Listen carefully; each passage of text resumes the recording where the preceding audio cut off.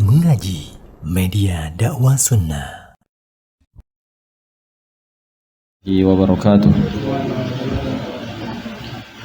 Innal hamdalillah nahmaduhu wa nasta'inuhu wa nastaghfiruh wa na'udzu billahi min shururi anfusina wa min sayyiati a'malina may yahdihillahu fala mudilla lahu wa may yudlilhu fala hadiyalah. Asyhadu an la ilaha illallah wahdahu la syarika lah wa asyhadu anna Muhammadan abduhu wa rasuluh sallallahu alaihi wa ala alihi wa ashabihi wa man saru ala nahjihi wa qatafa atharahu ila yaumiddin, amma ba'd. Fa inna asdaqal hadithi kitabullah wa khairal hadi hadi Muhammadin sallallahu alaihi wasallam wa syarrul umuri muhdatsatuha fa inna kulla muhdatsatin bid'ah wa kulla bid'atin dhalalah wa kulla dhalalatin finnar. Ma'asyiral muslimin wal muslimat rahimakumullahu jami'an. Alhamdulillah, dengan izin Allah Subhanahu wa taala kembali kita berkumpul di tempat yang penuh berkah ini insyaallah, dalam rangka tentunya kita berzikir kepada Allah Subhanahu wa taala. Yang mana tentunya zikir tidak hanya sekedar mengucapkan subhanallah, alhamdulillah. Kita berkumpul membahas tentang syariat Allah Subhanahu wa taala, ini bagian daripada zikir. Kita tahu hadis Nabi sallallahu alaihi wasallam mengatakan, tidaklah satu kaum berkumpul di salah satu rumah Allah kemudian mereka membaca Al-Qur'an dan mempelajari maknanya, kecuali akan turun kepada mereka rahmat, kemudian malaikat menaungi mereka dan ketenangan meliputi mereka, dan Allah membangga-banggakan mereka di sisi malaikat-malaikatnya. Allah bangga-banggakan mereka di sisinya, yakni malaikat-malaikat yang ada bersama Allah Subhanahu wa taala di atas arsy. Dan sebagian hadis yang sahih tidak ada lafaz masjid di situ, karena sebagian lafaz yang masyhur yakni majtama qaumun fi baitin min buyutillah, tidaklah satu kaum berkumpul di salah satu rumah Allah. Ada lafaz hadis mengatakan majtama qaumun yatluna kitaballah, tidaklah berkumpul satu kaum yang membahas akan Al-Quran dan mempelajari maknanya, kecuali mendapatkan yang 4 hal tersebut.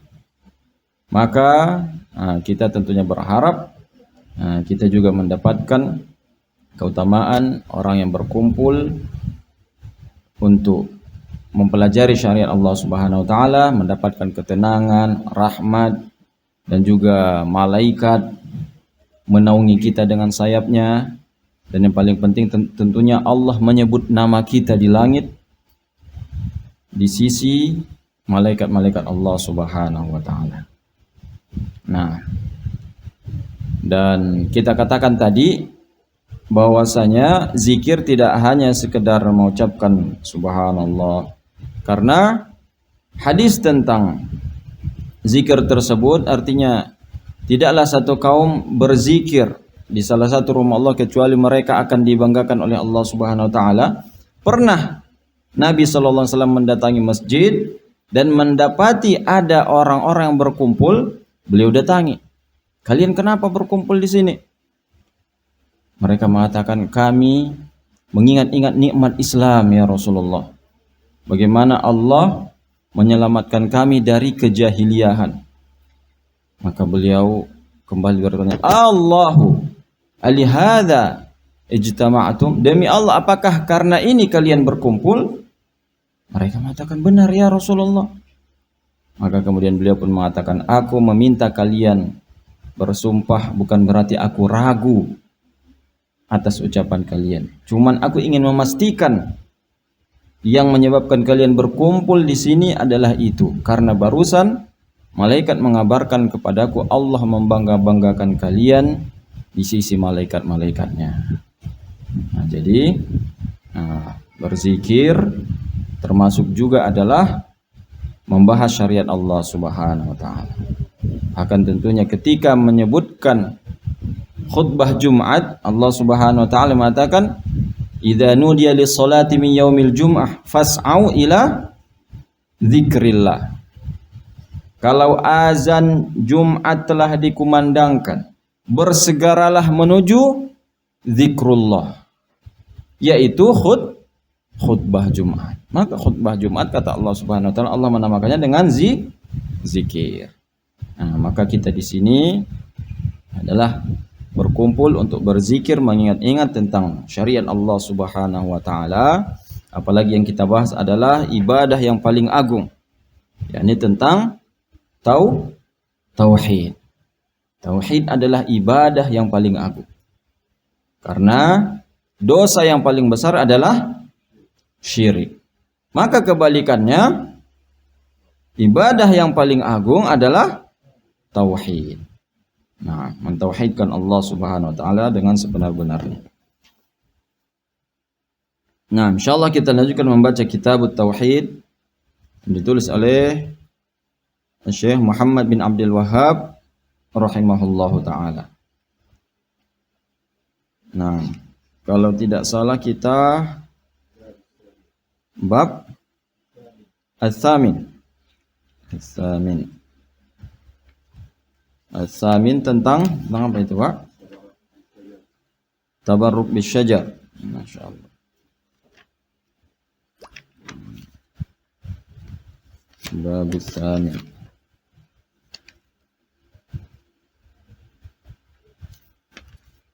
Baik. Bab Firruqa wa Tamaim sudah ya?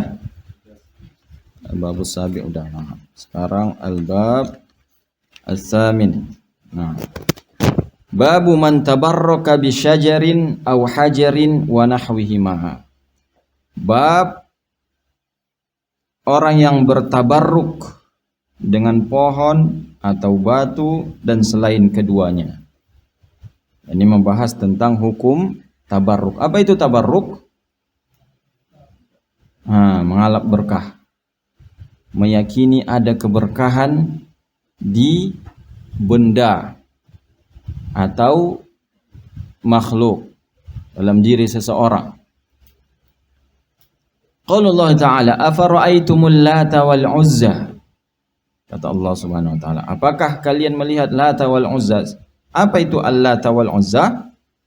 Ini adalah berhalanya orang Quraisy yang mana mereka bertabarruk, yakni kalau mau melakukan perjalanan mereka mendatangi Lata dulu, atau Uzza, atau Manat, atau berhala-berhala mereka berkeyakinan kalau itu bisa mendatangkan keberuntungan. Kalau dalam perjalanan mereka membawa berhala berupa batu dan sebagainya, dengan keyakinan itu bisa memberikan keuntungan, keberkahan. Maka Allah Subhanahu wa taala mengatakan, lihat perbuatan orang-orang musyrikin. Lihat Lata wal Uzza. Mereka menganggap batu-batu tersebut bisa memberikan manfaat, bisa memberikan keberkahan. Nah, Al-Lata wal Uzza, Manat, ini yang disebutkan di dalam Al-Qur'an. Ada 3 berhala yang disebutkan di dalam Al-Qur'an, nama berhala. Ada berhala Quraisy yang paling besar, itu namanya Hubal, tidak disebutkan dalam Al-Qur'an. Itu disebutkan dalam hadis, kisah bagaimana Abu Jahal minta tolongnya kepada Hubal ketika perang Badar, dan akhirnya ia mati tentunya di perang Badar.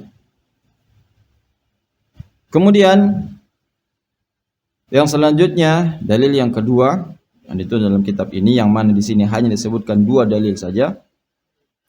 An Abi Waqid Al-Laythi qala kharajna ma'a Rasulillah sallallahu alaihi wasallam ila Hunain wa nahnu hudatsa'u ahdin bi kufrin.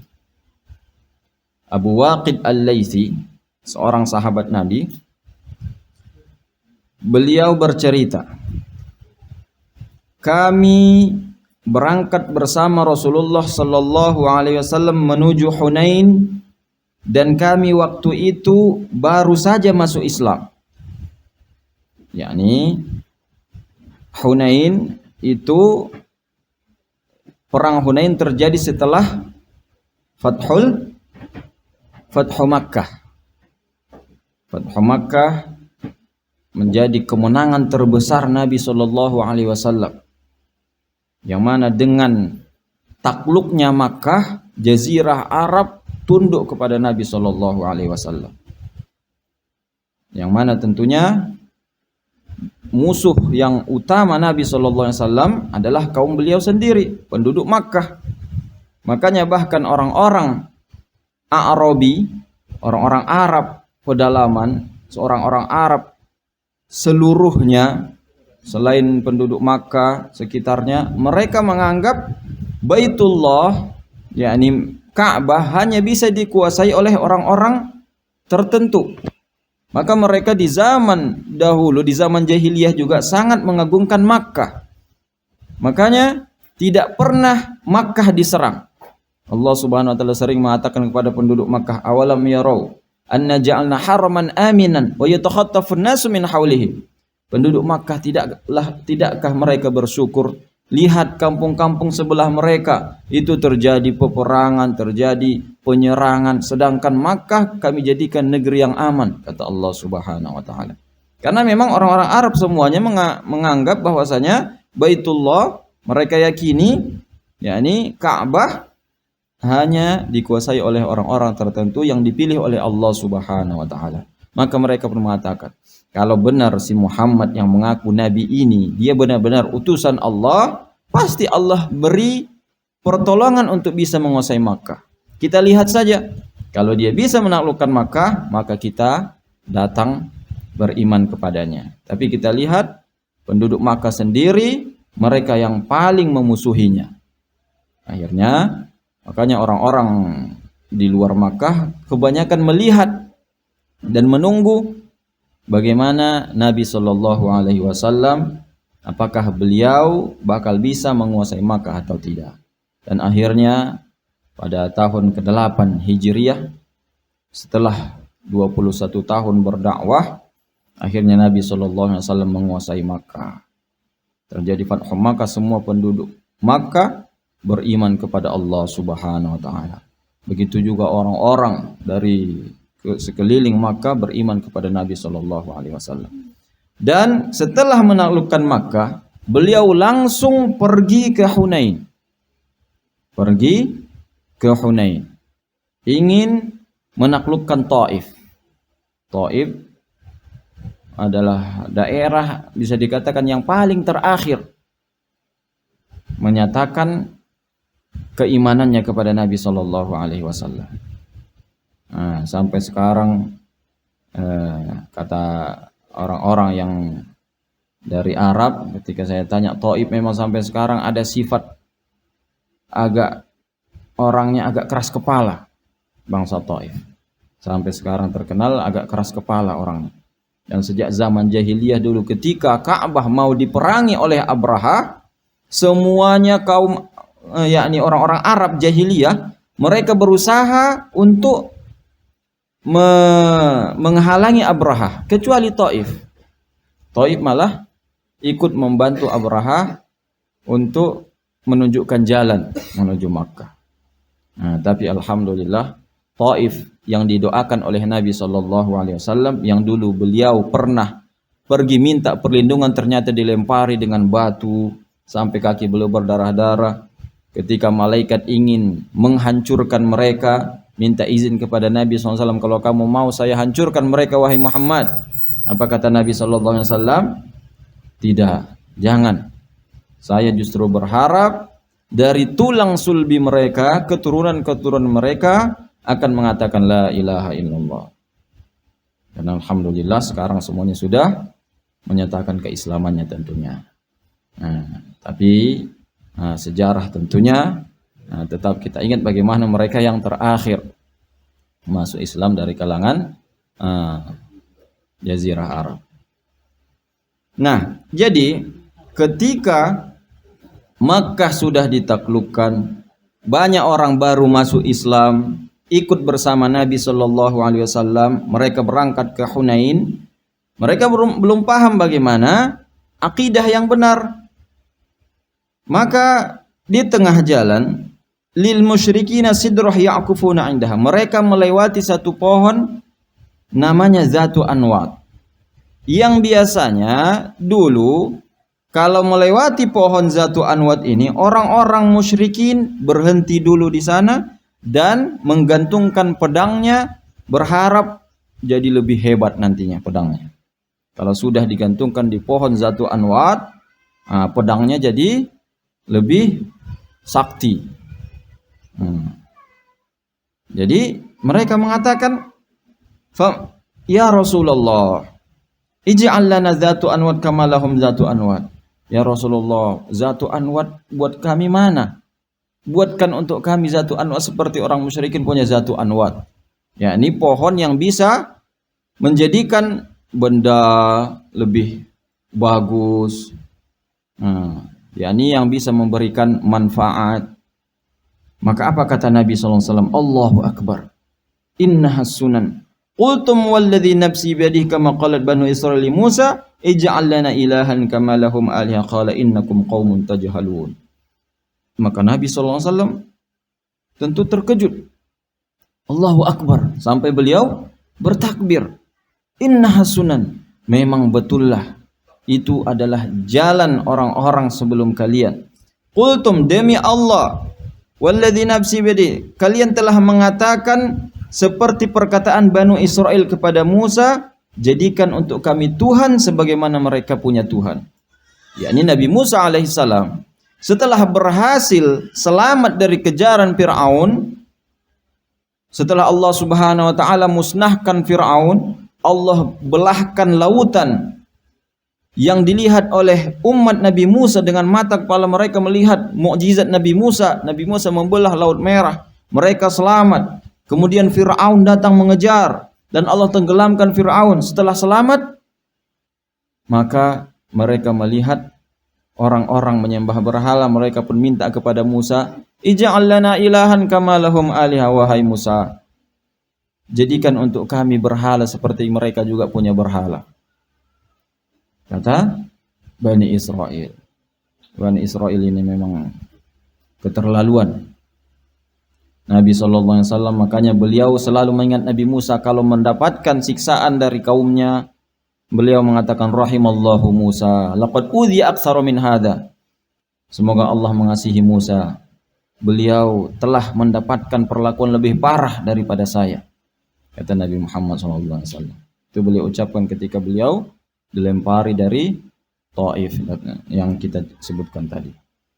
Nah, jadi Nabi Musa alaihissalam beliau mendapatkan perlakuan yang sangat tidak mengenakkan dari kaumnya. Padahal mukjizat beliau luar biasa. Umat beliau melihat mukjizat secara langsung, mukjizat yang sangat luar biasa. Burung datang kemudian jatuh di hadapan mereka, langsung bisa dimakan. Mereka minum alman itu yang manisnya semanis madu. Mereka justru mengatakan, kami sudah bosan wahai Musa makan seperti ini. Kami ingin tumbuh-tumbuhan. Tumbuhkan untuk kami bawang, sayur-sayur. Nah, ini ucapan mereka. Maka Nabi Muhammad SAW mengatakan, kalian seperti Banu Israel yang meminta kepada Musa setelah diselamatkan oleh Allah Subhanahu wa taala dari kejaran Fir'aun, tiba-tiba mereka minta berhala, dibuatkan berhala. Maka sama kalian seperti mereka, kata Nabi Muhammad SAW. Yakni pohon tidaklah bisa memberikan manfaat sama sekali. Maka ini dalil yang menunjukkan bahwasanya segala bentuk pohon, batu, dan juga makhluk tentunya tidak bisa memberikan keberkahan. Hanya Nabi SAW satu-satunya makhluk yang bisa memberikan keberkahan. Zat beliau memang berkah. Kalau Nabi SAW diriwayatkan dalam hadis-hadis Nabi SAW, Memang para sahabat bertabarruk dengan jasad beliau, dengan keringat Nabi SAW, dengan bekas wudhu beliau, bahkan ketika beliau berpangkas, diriwayatkan oleh Imam Muslim, sini disebutkan juga dalam syarahnya, Anas radhiyallahu anhu mengatakan, saya melihat Rasulullah sallallahu alaihi wasallam berpangkas dan para sahabatnya mengelilingi beliau. Semuanya berharap setiap helai rambut Nabi sallallahu alaihi wasallam jatuh ke tangannya agar mereka simpan untuk mengharapkan berkah dari rambut Nabi sallallahu alaihi wasallam. Begitu juga bekas wudhu beliau. Dan diriwayatkan Imam Muslim juga dari Anas, kalau sholat subuh kadang datang khidamul Madinah, yakni pembantu-pembantu penduduk Madinah diutus membawakan wadah tempat air, kemudian minta agar Nabi sallallahu alaihi wasallam mencelupkan tangannya di wadah tersebut. Jadi Nabi sallallahu alaihi wasallam memang boleh kita bertabaruk dengan beliau, karena beliau adalah makhluk yang paling mulia, bahkan lebih mulia daripada malaikat tentunya. Jadi masalahnya berdalilkan dengan ini, banyak juga orang menganggap orang-orang soleh bekas mereka mengandung berkah. Banyak kita lihat tentunya sampai zaman sekarang juga, bekas minum gurunya diperebutkan, sandalnya diperebutkan, diusap dan sebagainya. Mereka menganggap kiai mereka, guru mereka itu sama dengan Nabi Muhammad SAW. Na'udzubillahi min dzalik. Dan yang salah juga sebenarnya sang guru, sang kiai. Kenapa dia diam? Kenapa dia biarkan? Apakah dia merasa memang dia orang yang suci, yang sudah dijamin masuk surga? Apakah dia sudah merasa aman bahwasanya dia tidak akan su'ul khatimah? Ini tentunya menganggap diri baik, dan ini tentunya salah. Wala tuzakku anfusakum wallahu a'lamu biman ittaqa, kata Allah dalam Al-Qur'an. Jangan kalian anggap diri kalian bersih, Allah yang paling tahu siapa yang bertakwa di antara kalian. Kalau ulama ahlu sunnah sangat tidak senang diperlakukan seperti itu. Qadarullah, saya dulu di pesantren memang bukan pesantren yang berpaham dengan ahlu sunnah wal jamaah, dengan akidah yang benar. Jadi kami dulu ya ikut juga berebutan bekas minum kiai, sandalnya kami angkat, kami betulkan. Jadi karena terbiasa seperti itu, waktu sudah belajar di Lipia, waktu ada daurah, ada syekh dari Yaman, selesai dia berwudu, ana ambilkan sandalnya, ana taruh. Pas dia lihat, marah luar biasa. Ngapain kamu ambil sandalku? Biarkan situ, jangan diambil. Ini saya biar, enggak usah. Ngapain dia bilang ambil? Biarkan, saya bisa ambil. Langsung dimarahi. Habis itu kapok, kawan-kawan pun tertawa melihatnya. Ini nih karena kebiasaan terlalu gulu terhadap kiai, kata mereka.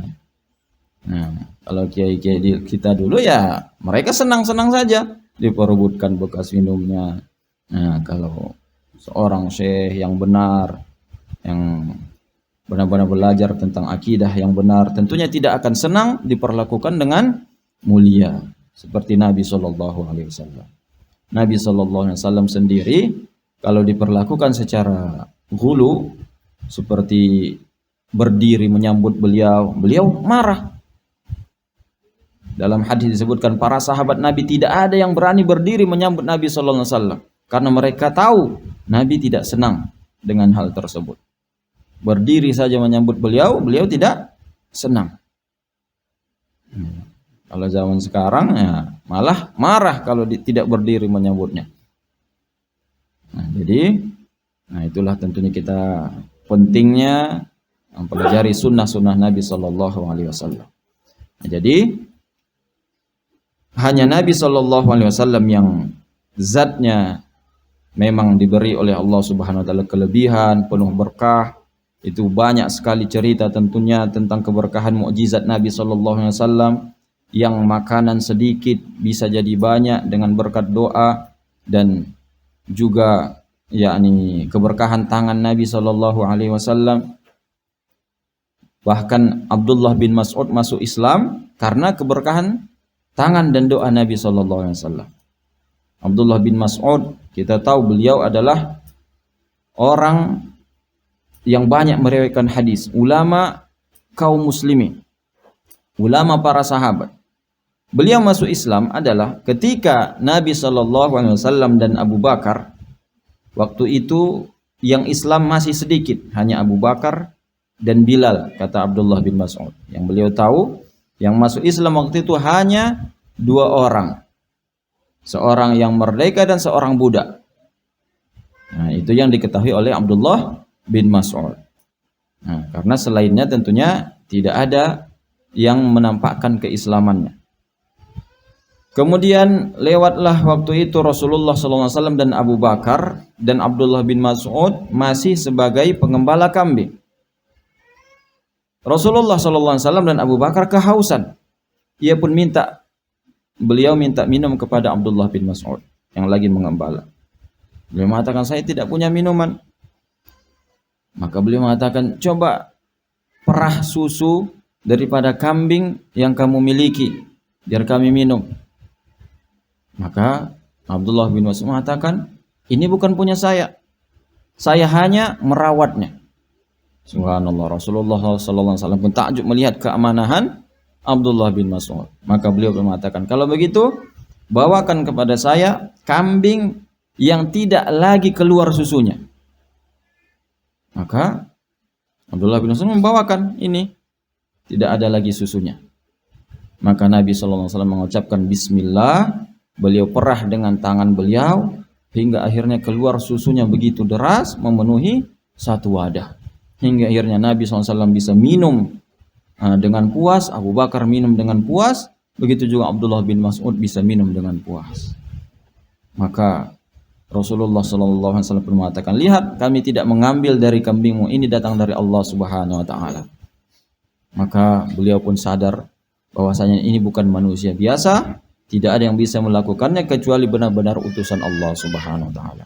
Maka sejak saat itu ia pun mengatakan, asyhadu annaka Rasulullah. Ya, saya bersaksi bahwasanya engkau adalah Rasulullah.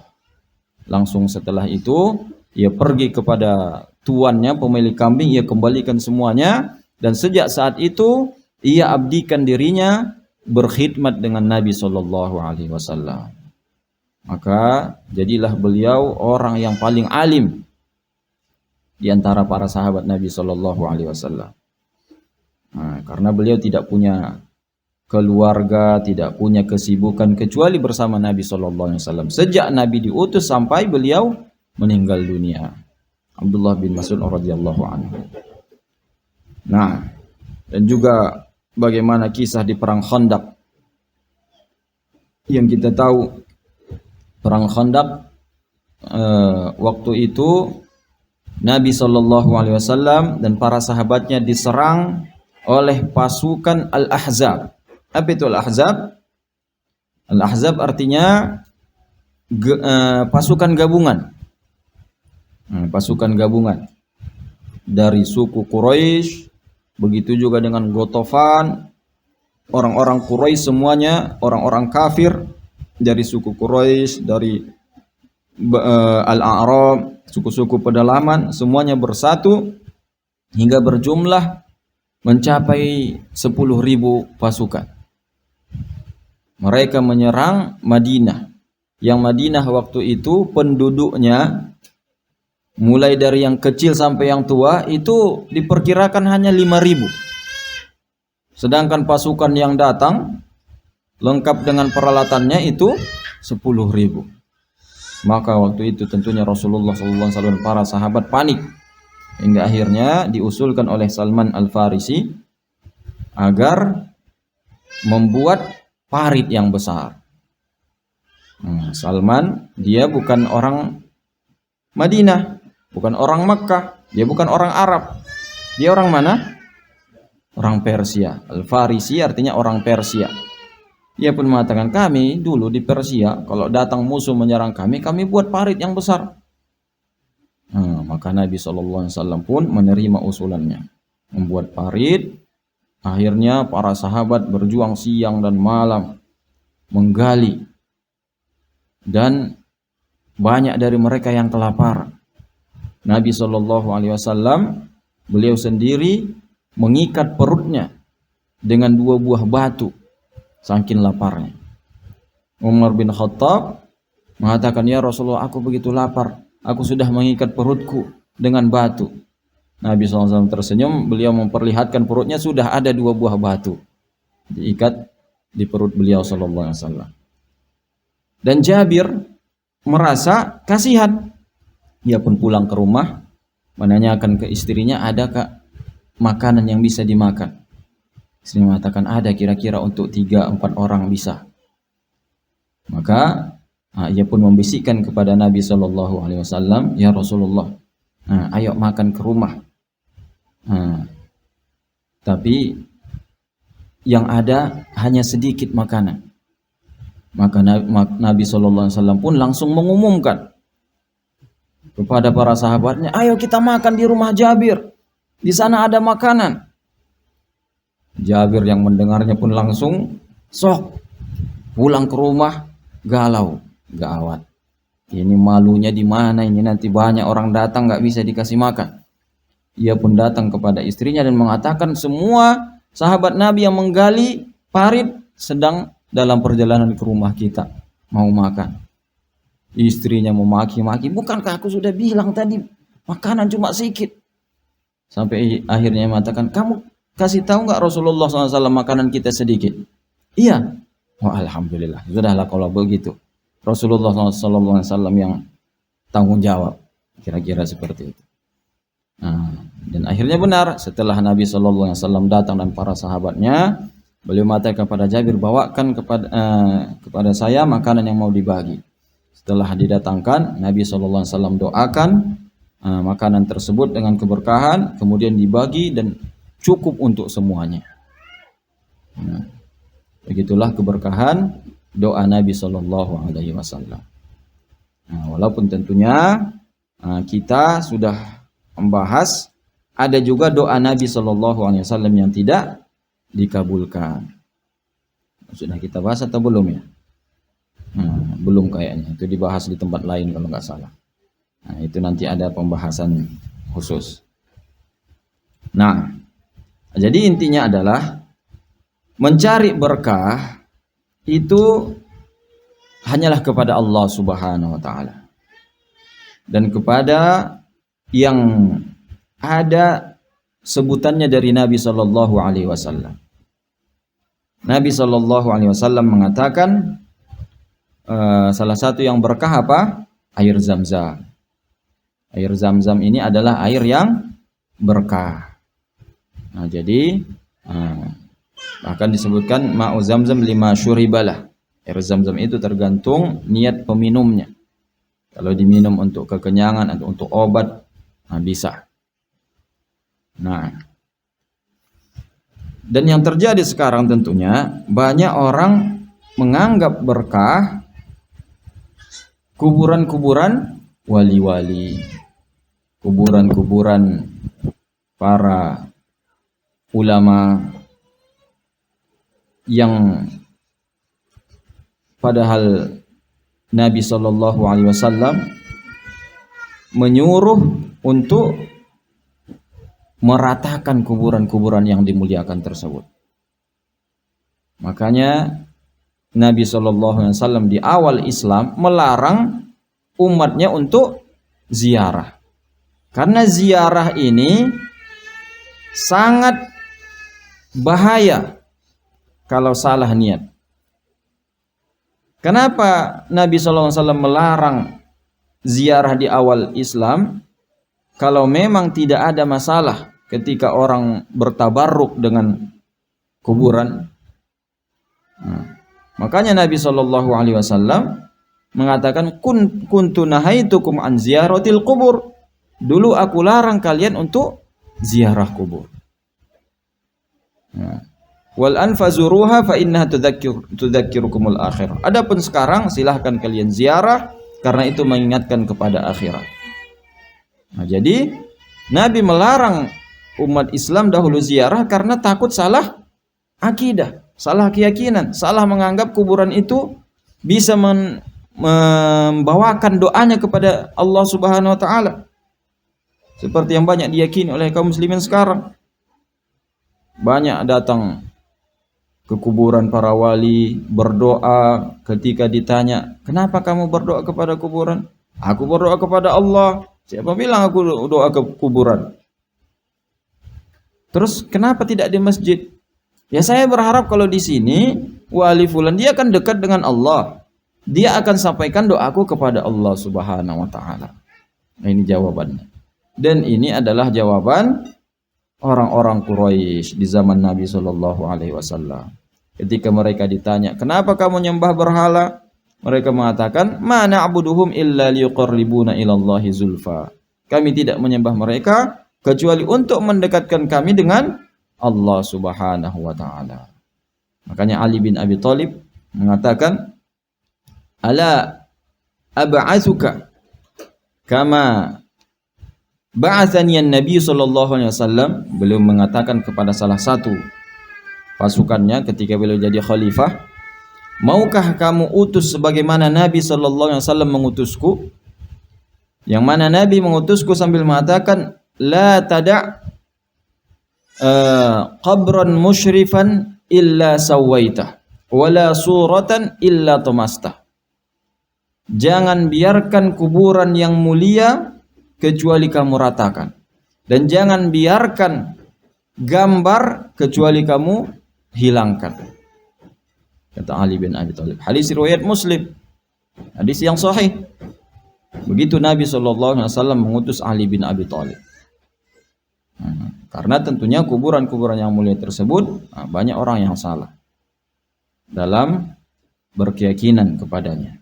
Umar bin Khattab radhiyallahu anhu ketika melihat banyak orang yang mendatangi pohon tempat berbaiatnya para sahabat di Hudaybiyah, beliau suruh untuk menebangnya. Padahal pohon itu disebutkan di dalam Al-Quran. Allah katakan, "Laqad radiyallahu 'anil mu'minina idh yubayyi'unaka tahta asy-syajarah." Allah telah meridai orang-orang beriman yang membaiatmu di bawah pohon. Pohon yang mana? Di Hudaybiyah. Maka orang mendatangi pohon tersebut, sholat di situ. Umar bin Khattab melihat hal tersebut, beliau suruh agar menebang pohon tersebut dan menghilangkan bekasnya sampai sekarang. Jadi tidak diketahui sampai sekarang mana pohon yang tempat Nabi SAW dibaiat yang disebutkan di dalam Al-Quran. Kalau mungkin orang-orang sekarang yang menganggap ini tidak menghargai situs-situs yang bersejarah. Akidah lebih utama dijaga daripada situs-situs bersejarah. Kalau itu bisa merusak akidah kaum muslimin, tidak perlu dijaga. Umar bin Khattab menyuruh untuk menebangnya dan memusnahkannya. Begitulah para sahabat Nabi menjaga akidah kaum muslimin dan menganggap tidak ada keberkahan kecuali datang dari Allah Subhanahu wa taala. Walaupun pohon tersebut tempat berteduhnya Nabi sallallahu alaihi wasallam, itu tidak akan menjadikan pohon tersebut menjadi bisa memberikan keberkahan. Bahkan Umar bin Khattab ketika mencium Hajarul Aswad, apa kata beliau? "A'lam annaka hajarun la tadur wa la tanfa. Laula anni ra'aitu Rasulullah sallallahu alaihi wasallam qabbalak ma qabbaltuka." Jadi ketika mencium Hajar Aswad Umar bin Khattab, beliau ngomong sama batu tersebut, Hajar Aswadnya, "Saya tahu kamu ini hanya batu, tidak bisa memberi manfaat, tidak bisa menghilangkan mudarat. Kalau bukan karena aku melihat Nabi menciummu, aku tidak akan menciummu, wahai Hajar Aswad. Kata Nabi SAW. Sedangkan sekarang orang semua berebutan mencium Hajar Aswad dengan keyakinan apa? Nah, macam-macam. Ada yang berkeyakinan batu tersebut bisa menyedot dosa. Maka tentunya itu semua adalah keyakinan yang salah. Batu tersebut tidak bisa sama sekali memberikan manfaat, tidak bisa menyedot dosa, memberikan ampunan. Nah, ini tentunya kesyirikan yang sangat bahaya sekali. Walaupun tentunya ada hadis yang mengatakan Hajar Aswad aslinya adalah putih. Didatangkan Allah Subhanahu wa taala dari surga.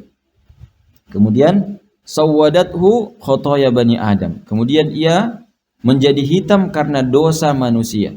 Bukan berarti yang menciumnya yang berdosa, tapi dosa-dosa yang kita perbuat ini berpengaruh dengan alam sekitar kita.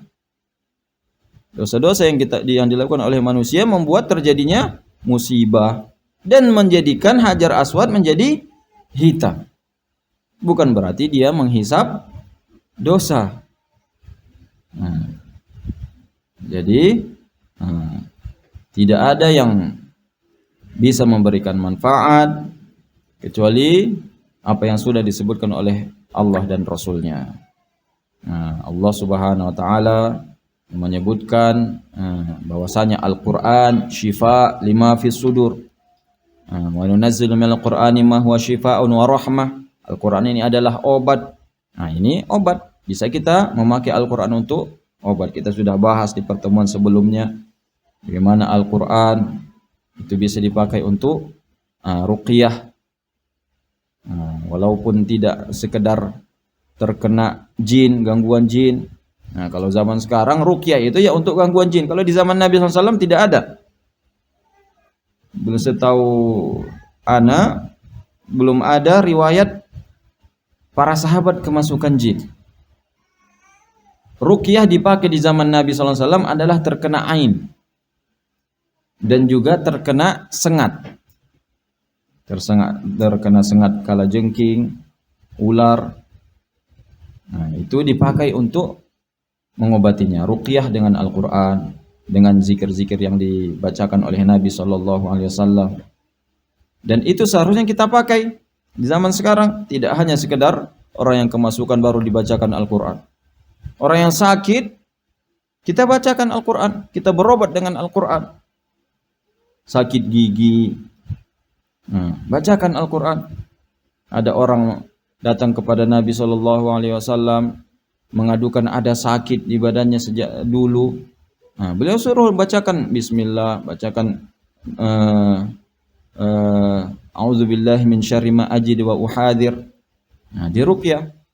Jadi tidak hanya sekedar gangguan-gangguan jin, tapi juga penyakit-penyakit kita ruqyah. Sakit gigi waktu kemarin juga waktu Idul Fitri ada jamaah yang datang, ia bercerita, Ustaz, saya bolehkah mengobati orang yang sakit gigi dengan ruqyah? Ya boleh, bagus, tapi syaratnya harus pakai peniti. Lah kenapa seperti itu? Begitu yang saya dapatkan dari orang tua, katanya. Jadi dulu katanya orang tuanya memang spesialis ruqyah sakit gigi. Orang yang sakit gigi datang tapi dengan syarat membawa peniti, baru kemudian manjur. Penitinya untuk apa? Tidak ada, sekedar disimpan saja. Yang katakan khawatir peniti tadi adalah untuk jin, untuk ada perjanjian dengan makhluk gaib. Maka Anda katakan silahkan ruqyah, tapi jangan ada syarat apapun, jangan pakai peniti dan sebagainya. Iyalah Ustaz, cobalah nanti. Kebetulan Ana bilang, istri saya juga kebetulan itu sakit gigi, tadi malam tidak tidur. Akhirnya mengatakan, biar saya ajari Ustaz. Bacakan qul ya ayyuhal kafirun, qul huwallahu, qul a'udzu birabbil nas, pegang ke gigi yang sakit, kemudian gerakkan ke atas sambil membacakan ayat tadi, dan hati senantiasa mengingat Allah agar disembuhkan. Masya Allah, ini suatu hal yang bagus, Anda pikir. Akhirnya Anda coba. Setelah pergi Anda coba, alhamdulillah. Sampai sekarang tidak ada lagi keluhan sakit gigi. Padahal itu gigi yang di belakang sudah pengalaman itu di dokter gigi biasa tidak bisa, harus ke ahli bedah mencabutnya. Itu 2 jutaan biayanya. Ini yang atas juga sama, di daerah yang paling pojok juga. Sudah ke dokter gigi dan sudah menyarankan agar bawa ke ahli bedah. Masya Allah, ini biaya lagi nih. Ya seperti itu, udah khawatir. Tapi alhamdulillah, diajari sama kawan tadi, jemaah yang datang tadi, alhamdulillah bisa sembuh. Dan ini tentunya ana sarankan kepada jemaah sekalian, kalau ada yang sama seperti tadi, boleh kita pakai Al-Quran untuk ruqyah. Dengan membacakan qul ya ayyuhal kafirun, qul huwallahu ahad, qul a'udzu falaq, qul a'udzu birabbin nas, atau Al-Fatihah. Letakkan tangan di tempat yang sakit, bacakan, gosokkan. Mudah-mudahan Allah beri kesembuhan. Jadi kita boleh bertabaruk dengan Al-Quran. Karena itu salah satu yang disebutkan oleh Allah Subhanahu wa taala.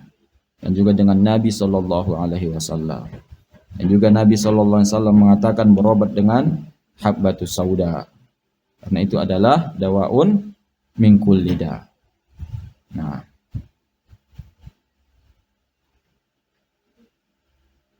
Jadi ini ada 2 dalil yang disebut dalam kitab ini. Kitab bab yang ke-8. Baik, bab ke-9 insyaallah kita lanjutkan di pertemuan selanjutnya saja. Baik, kita sekarang buka sesi tanya jawab. Silahkan kalau ada yang bertanya.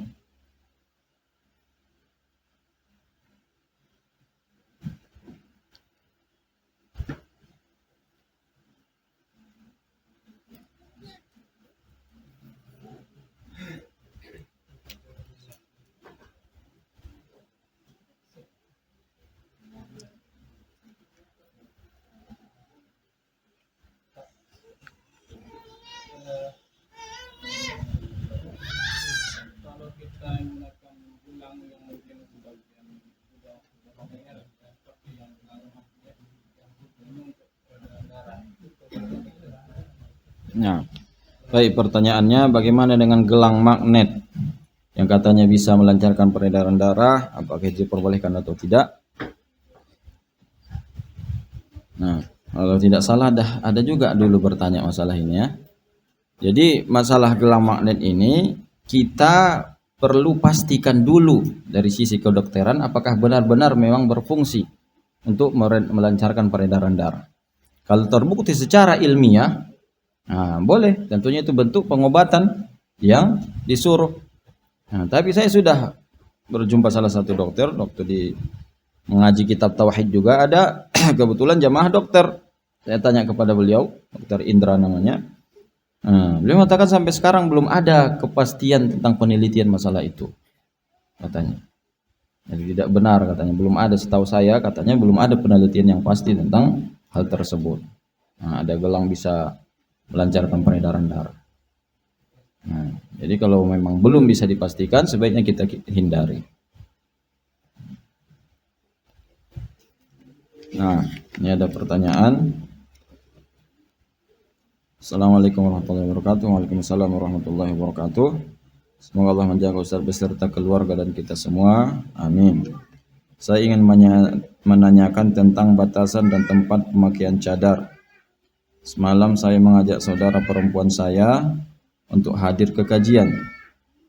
Sampainya di masjid, beliau pulang lagi ke rumah karena katanya minder. Sebab ada akhwat beberapa orang yang sesamanya masih mengenakan cadar, padahal sesama wanita. Jadi saudara perempuan saya baru mau ngaji, udah minder melihat suasana yang seperti ini. Mohon Ustaz jelaskan, mungkin banyak ummahat yang belum paham soal ini. Barakallahu fikum wa fikum barakallah. Masya Allah. Ini Ini bukan pertanyaan, ini curhat ini jadinya. Nah, jadi ini untuk ummahat tentunya. Nah, kalau memang di ruangan yang tertutup sesama ummahat, maka tentunya sebaiknya kita buka cadar agar saling mengenal. Nah, kecuali tempatnya agak terbuka, maka tentunya kita tidak bisa katakan harus buka cadar. Jadi kalau wallahu alam tempatnya apakah terbuka atau tertutup, kalau tertutup ya memang harusnya kita harus membuka cadar agar saling mengenal. Kecuali belum ditutup pintu di belakang umpamanya, takut ada yang lewat melihat, maka ya kita harus maklum. Seperti tempat kita ini agak terbuka, mungkin khawatir ada di belakang yang lewat, kalau masih ada yang memakai cadar, maka ini harusnya kita salut kepadanya bagaimana kehati-hatian yang luar biasa. Tetapi kalau memang seperti yang dijelaskan di pertanyaan tadi, ya, di tempat tertutup tidak ada laki-laki, semuanya wanita, maka ini tentunya salah satu koreksian bagi kita. Jangan sampai ada orang lari karena artinya kita meninggalkan satu hal yang boleh. Tentunya bercadar hanya diperintahkan ketika ada yang bukan muhrim.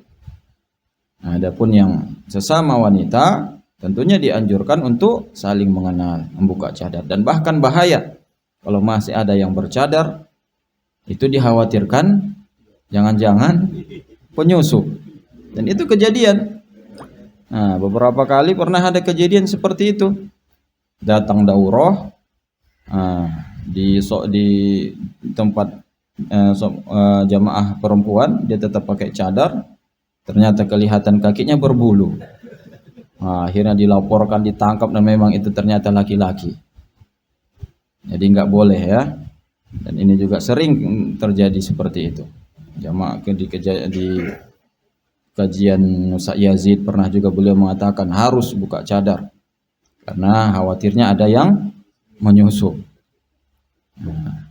Apalagi seperti ini menjadikan saudari kita malah menjauh gara-garanya. Mudah-mudahan tidak terjadi lagi seperti ini ya. Jadi ini adalah salah satu koreksian bagi kita, khususnya ummahat tentunya. Kalau memang sudah berada di tempat wanita semuanya, maka hendaklah buka cadarnya. Kalau ada yang tidak buka cadarnya, itu dicurigai, malah harus disuruh untuk buka cadarnya.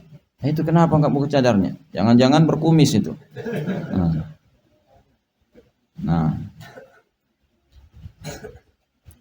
Tafadhal.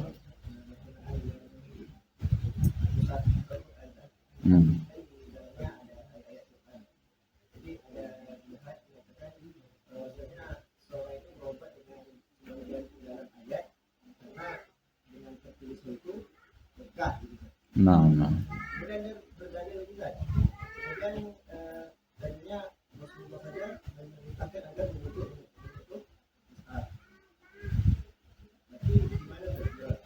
Nah, masalah bertabarruk dengan Al-Quran ya, mushaf tulisannya, tulisan Al-Quran. Tidak dipungkiri tulisan Al-Quran, bahkan kertas yang ditulis Al-Quran kemudian digantungkan umpamanya untuk anak-anak, ada khilaf masalah ini. Ada khilaf, walaupun yang rajih tentunya tidak boleh. Ada juga ulama, diriwayatkan ada sahabat Nabi yang melakukannya. Beliau tulis ayat Al-Quran, ayat kursi, beliau gantungkan untuk menjaga anaknya, untuk anak-anaknya. Tapi riwayatnya dhaif. Riwayatnya dhaif. Makanya ada juga yang membolehkan tulisan Al-Quran karena keumuman ayat yang tadi kita katakan. Al-Quran adalah obat. Jadi kalau yang ditulis itu murni Al-Quran, tidak ada kalimat yang lain, itu boleh dengan syarat tentunya. Pertama, kalau dia bisa menjamin ayat Al-Quran tersebut tidak bakal dibawa ke tempat yang tidak layak, ke WC atau dia tiduri dan sebagainya. Nah, ini tentunya tidak boleh. Dan juga dia harus yakini bahwasanya tetap yang memberikan manfaat dan mudarat adalah Allah Subhanahu wa taala. Tentunya ini susah. Kalau sudah digantungkan Al-Quran seperti itu, atau ditulis di dinding dan sebagainya, Syekh Utsaimin mengatakan ini bid'ah dan tidak pernah dilakukan di zaman Nabi SAW dan para sahabat. Walaupun para sahabat tentunya yang ditulis digantungkan itu ada yang melakukannya, tapi untuk menulisnya di dinding, kemudian menyimpan Al-Quran dengan niat untuk agar terhindar dari mudarat dan sebagainya, ini termasuk yang rajih wallahu alam ini tidak boleh. Walaupun kita katakan ada khilaf masalah ini. Jadi kalau ada yang yang memakai azimat hanya tulisan Al-Quran saja, kalau dia memang mengatakan ikut pendapat yang mengatakan boleh, maka kita berlapang dada masalah ini. Tapi kalau tulisan tersebut ada Al-Quran dan juga ada potongan-potongan huruf yang kita tidak pahami maknanya, ini 100% salah. Tidak ada yang mengatakan boleh kalau ada campuran Al-Quran dengan tulisan-tulisan yang lain. Wallahu a'lam. Waalaikumsalam warahmatullahi wabarakatuh.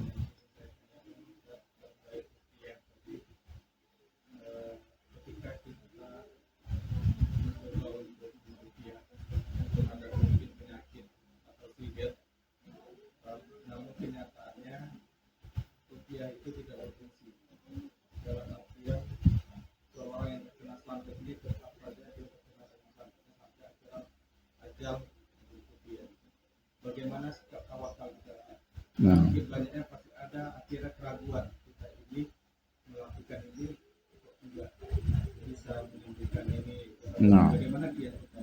Dan yang kedua, apakah ruqyah itu orang-orang yang bisa membaca Al-Quran dengan benar atau seluruh umat Islam bisa melakukan? Mana ini mengatakan ya dan ulama pun beberapa ruqyah itu kita sendiri menguqyahkan gitu.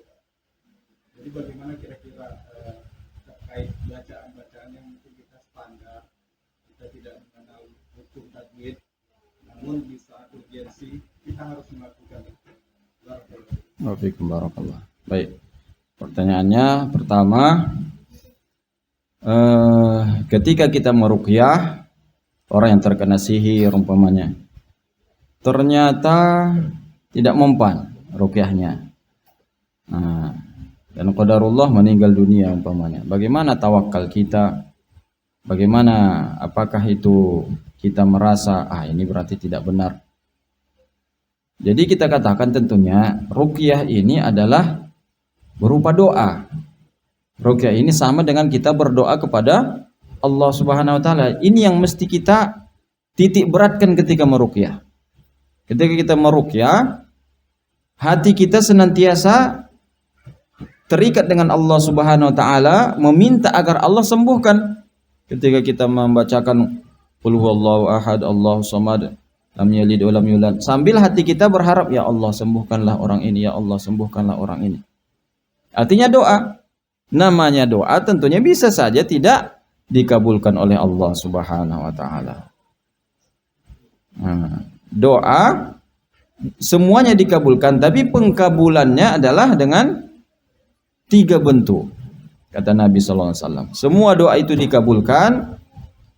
Bisa jadi dikabulkan sesuai yang kita minta, itu yang kita harapkan.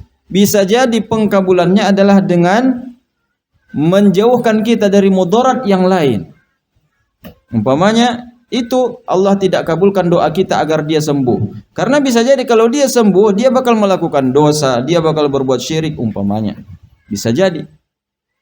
Dan yang ketiga, bisa Allah Subhanahu wa taala kabulkan doa kita dengan menyimpan doa tersebut menjadi bentuk pahala di hari kiamat. Jadi itu kata Allah, kata Rasulullah sallallahu alaihi wasallam, semua doa itu dikabulkan. Tapi bentuk pengkabulannya tidak mesti seperti yang kita minta.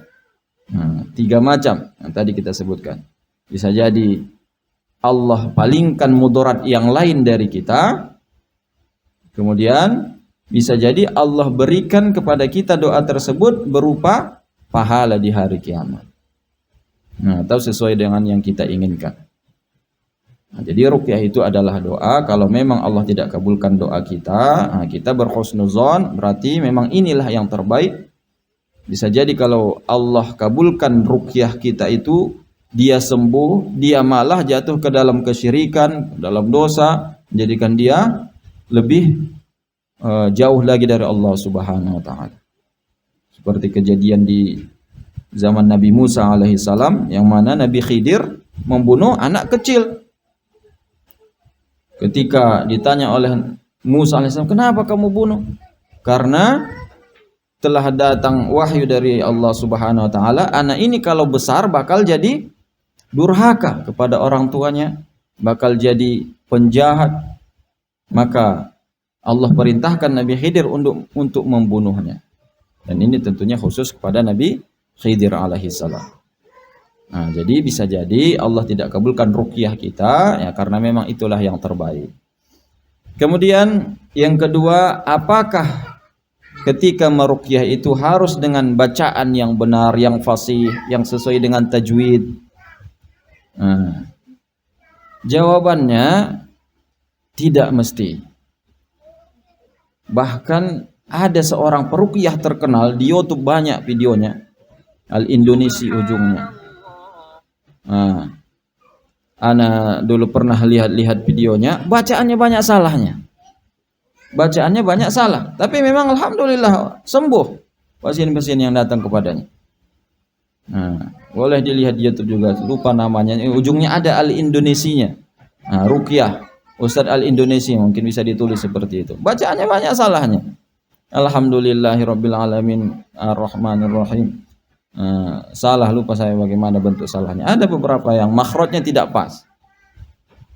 Karena memang bukan bacaan itu yang menyembuhkan, tapi Allah Subhanahu wa taala. Ya karena dia mampunya seperti itu, ya seperti itu. Nah, jadi kita juga nggak masalah, nggak mesti fasih, semampu kita. Silahkan masing-masing tentunya meruqyah diri sendiri, karena itu tentunya yang terbaik daripada minta kepada orang lain. Nah, sebaiknya kita ruqyah diri sendiri terlebih dahulu. Atau kalau kita lihat keluarga kita sakit, kita ruqyah tanpa harus diminta olehnya. Bisa dengan berupa membacakan ke minuman agar diminumkan, atau langsung kepada orangnya. Nah, baik. Pertanyaan selanjutnya, Assalamualaikum Ustaz. Waalaikumsalam. Saya pernah mendengar ada hadis yang mengatakan bahwa siapa yang meminta ruqyah maka tidak bisa masuk surga tanpa hisab. Jadi bagaimana jika seseorang meminta dirinya diruqyah dengan orang lain karena dia merasa ada sesuatu yang tidak biasa dengan dirinya, misal terkena sihir, gangguan jin. Jazakallahu khair wa iyyakum. Nah, ini sudah kita bahas sebelumnya. Nah, jadi orang yang meminta ruqyah kita katakan bukan haram ya, tapi makruh.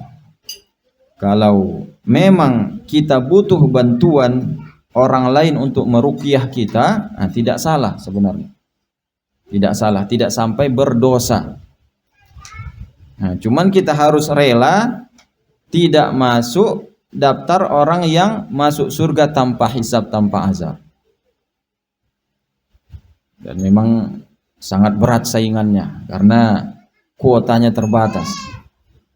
Kata Nabi SAW, yang masuk surga tanpa hisab, tanpa azab berapa?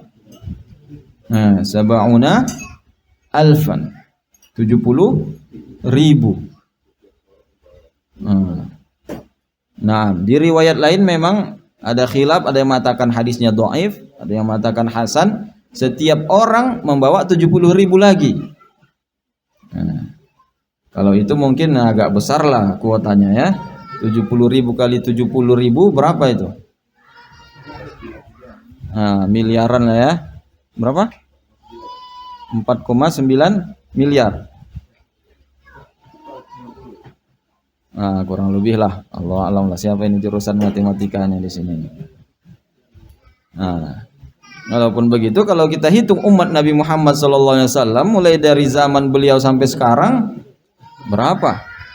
Sekarang saja ada 1,8 miliar kurang lebih generasi sekarang. Nah, generasi sebelumnya juga sebegitu. Wah, udah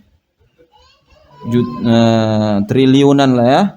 Dari sekitar triliunan itu 4,9 miliar masuk surga tanpa hisab, tanpa azab. Nah, jadi kalau kita mengalah nggak salah juga. Nah, zaman Nabi SAW ada 100.000 sahabat, para tabi'in, berapa jumlah mereka. Nah, jadi tapi tentunya kita tidak boleh berputus asa dari rahmat Allah Subhanahu wa taala. Cuman kalau memang kita terpaksa harus minta ruqyah kepada orang lain, merasa kita ketika meruqyah tidak sanggup umpamanya kita butuh bantuan orang lain, maka tidak salah. Karena Nabi SAW juga didatangi orang lain untuk meruqyah, beliau ruqyah. Kalau seandainya tidak boleh, tentunya beliau melarang. Nah, tapi ketika ada orang minta diruqyah oleh Nabi SAW, beliau ruqyah. Nah, jadi intinya adalah meminta ruqyah kepada orang lain diperbolehkan, tapi hukumnya makruh. Nah, dan ia rela dirinya tidak masuk list kuota orang yang masuk surga tanpa hisab, tanpa adab. Berarti harus dihisab.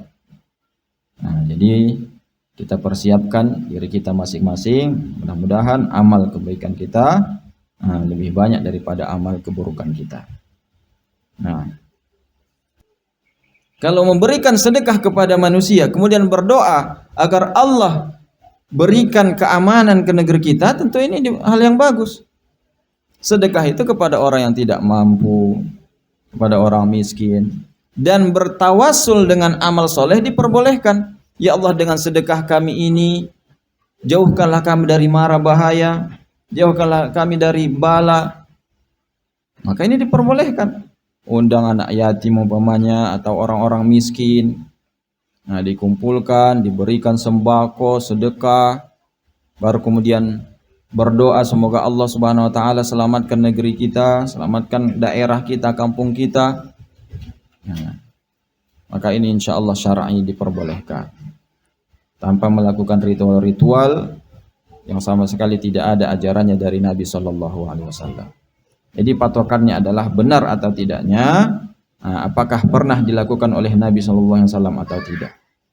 Jadi dulu pernah juga kita ceritakan bagaimana dulu orang Mesir menolak bala, mereka sedekah ke Sungai Nil, ya kan? Dan sedekahnya bukan sembarang sedekah. Apa yang disedekahkan? Wanita perawat, gadis, dibunuh, dihanyutkan ke Sungai Nil. Itu ritual setiap tahun. Kalau tidak dilakukan itu, Sungai Nil akan kering.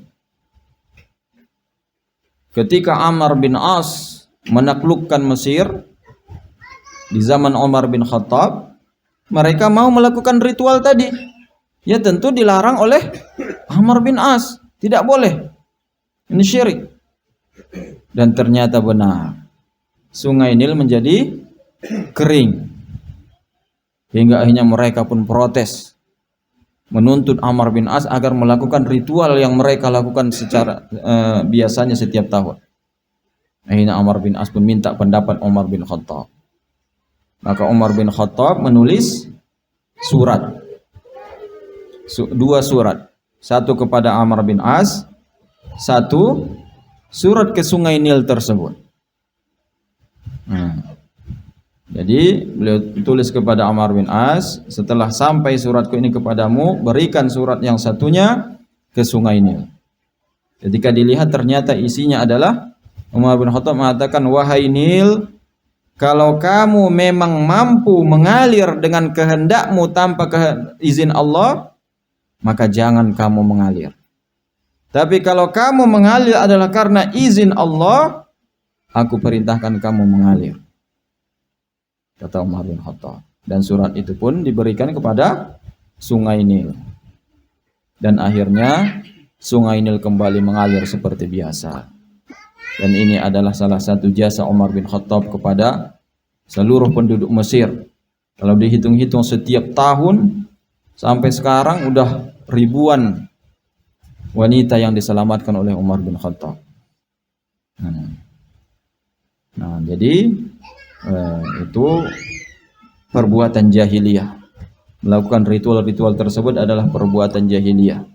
Yang bisa jadi ini juga sudah dilakukan di tempat kita ini sejak sebelum Islam masuk ke tempat kita. Karena kita tahu di Indonesia Islam masuk dibawa oleh pedagang. Kemudian ada juga versi mengatakan Wali Songo yang membawanya.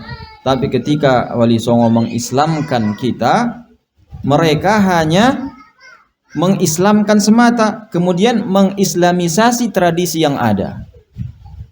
Mengislamisasi tradisi yang ada dengan harapan agar orang sesudah mereka akan menjelaskan bagaimana Islam yang sempurna. Itu ada disebutkan dalam kitab. Ada tulisan Kiai NU menggugat tahlilan. Ada pernah yang membaca Kiai NU menggugat tahlilan? Penulisnya itu siapa itu ya kalau nggak salah? Mas Nur. Siapa? Ada yang pernah baca? Mas Hur Ali atau siapa lupa. Yang memang dia itu Kiai NU, kemudian setelah memperdalami lebih dalam tentang Al-Quran dan Sunnah, akhirnya ia paham bahwasanya ini semua adalah salah. Dan disebutkan bahwasanya ia membaca salah satu kitab Wali Songo mengatakan, kalau tidak salah entah Sunan Ampel diprotes oleh Sunan Bonang, entah siapa, wallahu alam lah. Bahwasanya kenapa kita tetap melakukan selamatan seperti ini? Bukankah ini bid'ah? Bukankah ini tidak ada ajarannya? Maka Sunan Ampel mengatakan, iya, ini memang tidak ada ajaran, cuman mereka baru masuk Islam. Maka kita ikutin saja tradisi mereka. Mudah-mudahan nanti orang-orang setelah kita akan merubahnya, akan mengembalikan dan mengajarkan Islam yang benar kepada mereka. Tapi ternyata keterusan ketika ada yang menjelaskan tidak diterima dengan alasan dulu sunan ini sunan itu melakukan ini juga, padahal sunan tersebut juga berharap bakal ada yang menjelaskan kepada mereka. Jadi tradisi-tradisi seperti ini bisa jadi ini adalah tradisi jahiliyah, tradisi sebelum Islam yang dilakukan sampai sekarang, hanya diislamisasi, yang tentunya ini semuanya bukanlah hal yang baik dilakukan dalam tradisi Islam. Makanya sangat bagus penduduk Sudan ketika Syekh Hasan Al-Husaini datang ke Sudan, beliau melihat di sana semuanya berjilbab, wanita mulai dari yang kecil sampai yang dewasa berjilbab, Islam begitu kelihatan. Ketika beliau tanya, bagaimana bisa seperti ini? Mereka mengatakan ketika Islam masuk, tidak hanya Islamnya saja yang kami terima, tapi semua tradisinya pun kami terima. Kami robah semua tradisi yang kami punya dengan tradisi Islam, kata mereka. Saya langsung teringat dengan Indonesia yang tetap bertahan dengan tradisinya, hanya memakai Islamnya, bahkan bangga dengan mengatakan Islam Nusantara lebih baik daripada Islam Arab. Nauzubillahi min dzalik.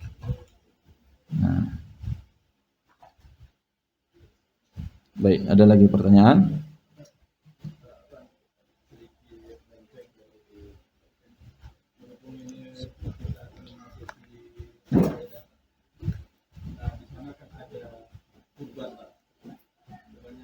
Kegiatan kurban ini betul-betul di setiap masjid itu memiliki panitia. Nah, bagaimana hukumnya bahwasanya kurban ini kan milik ibu kurban, tapi teknis di lapangannya terkadang panitia mengambil bagian-bagian dari kurban tersebut, dan sebaiknya seperti apa? Karena ini memang sudah seperti budaya dan tradisi, ketika kita melakukan kegiatan kurban menjadi panitia itu seakan-akan itu halal untuk kita ambil, apakah kakinya, lidahnya atau apanya. Nah, ini sebaiknya seperti apa? Apakah kita bayar panitia tersebut kepada yang sebagai kurban ini membayar untuk membantu pemotongan atau seperti apa? Ataukah ada akad di belakang itu? Karena anak kemarinnya bahwasanya itu adalah perbuatan yang zalim, karena ini tetap masih miliknya sebagai kurban. Baik. Nah, terkait dengan panitia kurban, pertanyaannya, apakah boleh panitia kurban yakni memperlakukan kurban seperti seolah-olah punya dia, mengambil, membagi dengan seenaknya dan sebagainya, atau sebaiknya kita sewa saja panitianya, kita beri upah bukan dari kurban, atau bagaimana? Nah, masalah ini memang muncul, seingat saya ada di rumaisya.com kalau tidak salah. Ustaz Abdul Tuaisikal memunculkan opini seperti ini, mengatakan panitia kurban bukanlah sahibul Quran, sahibul kurban. Kemudian ternyata datang bantahan-bantahan, dan akhirnya beliau merevisi lagi.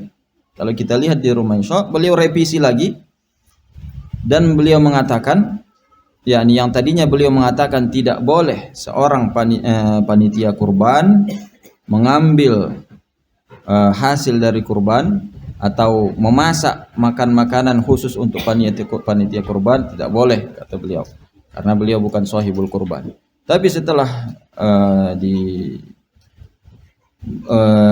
banyak sanggahan-sanggahan yang mengatakan bahwasanya panitia kurban ini adalah wakil daripada sahibul kurban, yang mana sahibul kurban sudah mewakilkan kepada panitia untuk mengatur kurbannya, mau dibagi berapa, mau diserahkan kemana, sudah menyerahkan kepada panitia kurban.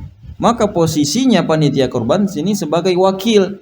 Wakil artinya dia sudah berposisi sebagai pemilik kurban, bebas ia pergunakan kemana, ia bagikan kemana, ia pakai untuk umpamanya makan-makan untuk panitia kurban, 1 ekor kambing umpamanya disediakan untuk panitia kurban, maka ini diperbolehkan. Dan itu beliau revisi lagi oleh Ustaz Abdul Tuaisikal. Kepentingan pribadi tak mau mengambil kakinya, terus yang lain mengambil kepalanya. Nah, iya. Itu kepentingan pribadi yang dia bawa pulang. Kalau yang untuk sama-sama mungkin oke. Tapi yang untuk kepentingan pribadi itu bagaimana hukumnya? Nah, untuk pribadi tentunya dengan kesepakatan. Harus dengan kesepakatan semuanya. Nah, panitia kurban, kalau kita ambil tanpa pengetahuan yang lain, ini tentunya zalim. Nah, ghillun itu artinya adalah seperti Nabi SAW pernah ketika mengumpulkan harta rampasan perang, ini tentunya hak semua kaum muslimin. Nanti Rasulullah akan bagi-bagi, tapi ada yang mengambil sebelum dibagi. Maka Nabi SAW mengatakan itu adalah yakni lihafun minnar. Ada yang mengambil baju yang bagus, ia lihat, ia buat untuk selimut, beliau mengatakan ini selimut dari neraka. Kemudian setelah beliau sampaikan itu, ada juga yang mengembalikan, ya Rasulullah saya juga ambil sandal tadi, beliau mengatakan ini sandal dari neraka. Artinya kalau belum dibagi, tidak halal. Nah, jadi tadi kalau memang kita mau ambil untuk kita kakinya atau kepalanya, itu dengan kesepakatan panitia yang sudah diserahkan oleh ahlul kurban tadi. Nah, jadi harus diketahui oleh semua panitia. Nah, minta izin istilahnya. Nah, wallahu a'lam.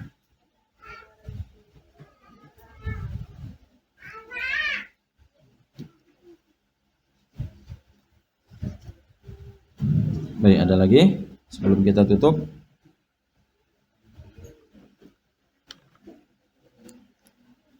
Nah, jadi Kita ingatkan tentunya bagi yang mau kurban mulai besok. Besok sudah masuk tanggal 1 apa belum? Zulhijjah. Muhammadiyah udah. Iya ya. Nah, kalau pemerintah, kalau kita hari Senin. Selasa ya. Besok Senin, Selasa. Nah, kalau sudah masuk tanggal 1 Zulhijjah, maka bagi yang berniat kurban tidak boleh lagi potong kuku. Tidak boleh cukur rambut. Nah, semua rambut nggak boleh, cabut bulu ketiak nggak boleh. Nah, jadi apa adanya. Kalau mau potong kuku sekarang lah. Kalau lihat kukunya panjang, sekarang dipotong. Kalau mau potong rambut, potong rambut besok atau nanti malam. Dan tentunya kita ingatkan kalau sudah masuk 1 Zulhijjah itu hari yang luar biasa. Yang amal soleh di hari tersebut beda dengan hari-hari yang lain. Bahkan mengalahkan pahala jihad fi sabilillah. Kata Nabi SAW, "Ma min amalin ahabbu ilallah min hadhil ayyam." Tidak ada satu amal yang lebih Allah cintai daripada amalan yang dilakukan di hari-hari ini, 10 hari awal Zulhijjah, mulai tanggal 1 sampai tanggal 10 hari raya Zulhijjah, Idul Adha.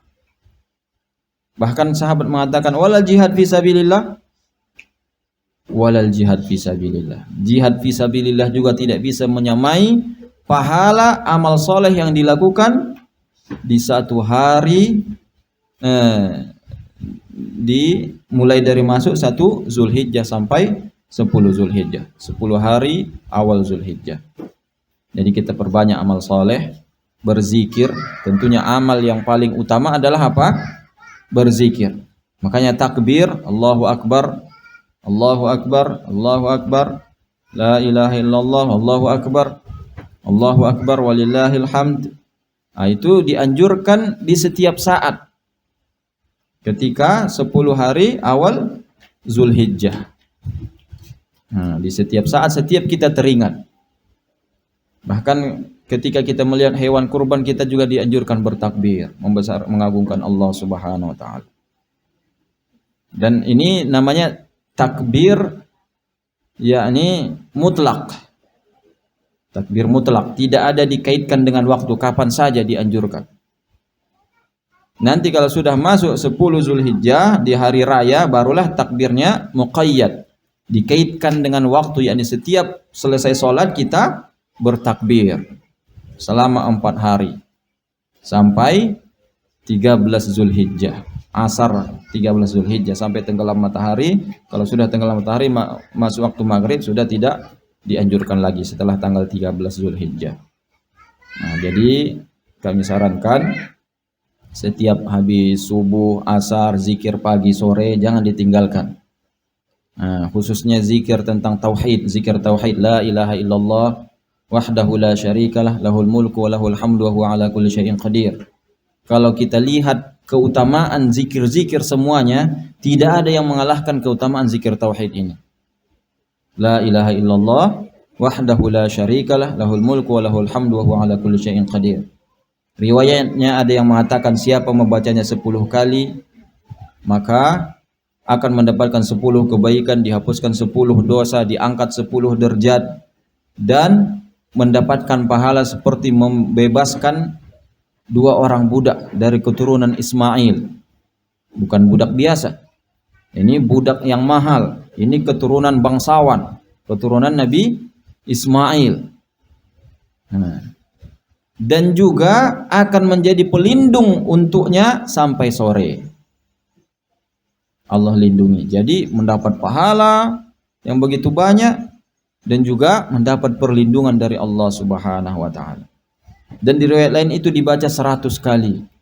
Riwayat Bukhari. 100 kali dapat 100 pahala, dihapuskan 100 dosa, diangkat 100 derajat. Mendapatkan pahala seperti membebaskan budak 10 budak keturunan Ismail, dan menjadi penjaga untuk dirinya sehari penuh. Kalau dibaca 100 kali itu sudah menjadi penjaga sampai siang dan malam. Kalau baca 10 kali, lapasnya itu jadi penjaga sampai sore.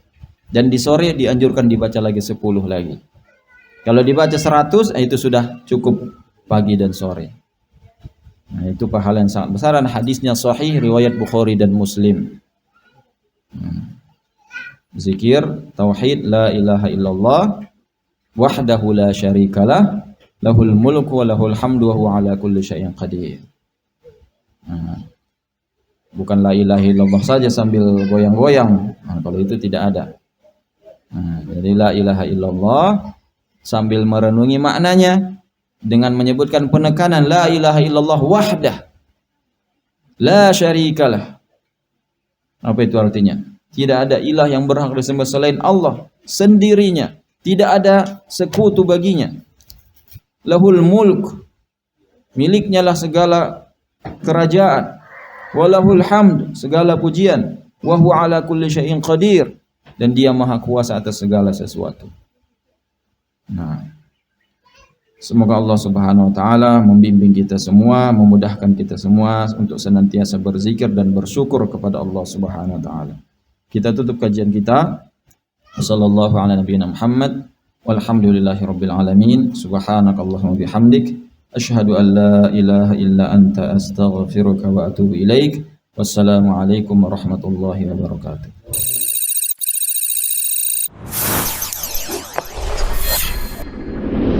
Bengkalis Mengaji, media dakwah sunnah.